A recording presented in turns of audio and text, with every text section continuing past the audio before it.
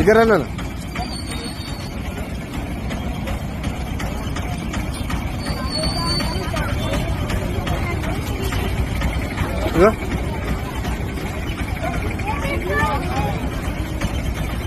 ఈ ఆటో నుంచి ఎంతమంది పిల్లలు దిగుతున్నారో ఓసారి లెక్క పెట్టండి.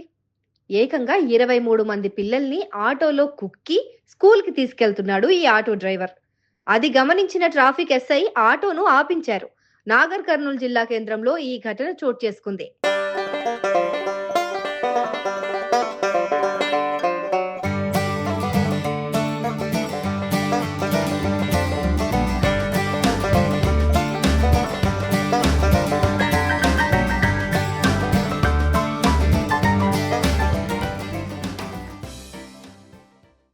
మరో 2 వాహనాలను పిలిపించి పిల్లలందరినీ సురక్షితంగా పంపించారు traffic sub inspector Kalyan.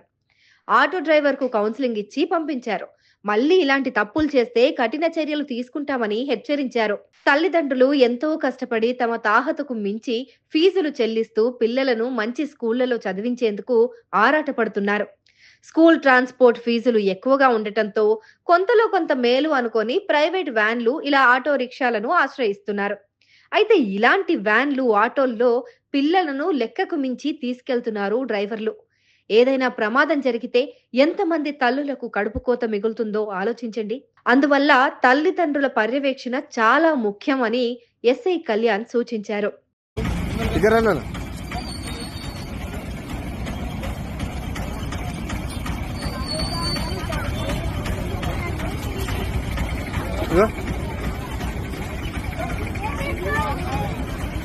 Social మీడియాలో ఈ వీడియో వైరల్ కావడంతో నెటిజన్లు భిన్న భిన్న అభిప్రాయాలను వ్యక్తం చేస్తున్నారు. అతిగా లోడ్ చేయడం ట్రాఫిక్ నిబంధనలను ఉల్లంఘించడమే. కానీ దీనికి మూల కారణం ఏంటి? సామాన్యుడికి అందుబాటులో పాఠశాల విద్య, పిల్లలకు రవాణా సౌకర్యం ఉందా? మధ్యతరగతి, దిగువ మధ్యతరగతి కుటుంబాలు పాఠశాల ఫీజులు, ఇలా రవాణా ఖర్చులను భరించలేకే ఇలాంటి ఆటోలపైన ఆధారపడుతున్నాయి. అధిక ఫీజుల సమస్యను ప్రభుత్వం వెంటనే పరిష్కరించాల్సిన అవసరం ఉంది అని ఓ నెటిజన్ అభిప్రాయపడ్డారు.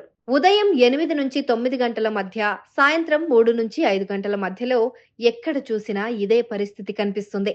ఇంతమంది పిల్లలను ఎక్కించుకొని ఈ ఆటో డ్రైవర్లు రాంగ్ రూట్లలో కూడా వెళ్తూ ఉంటారు అంటూ మరో వ్యక్తి ఆందోళన వ్యక్తం చేశారు. మరి ఈ ఘటన పైన మీరేమంటారు?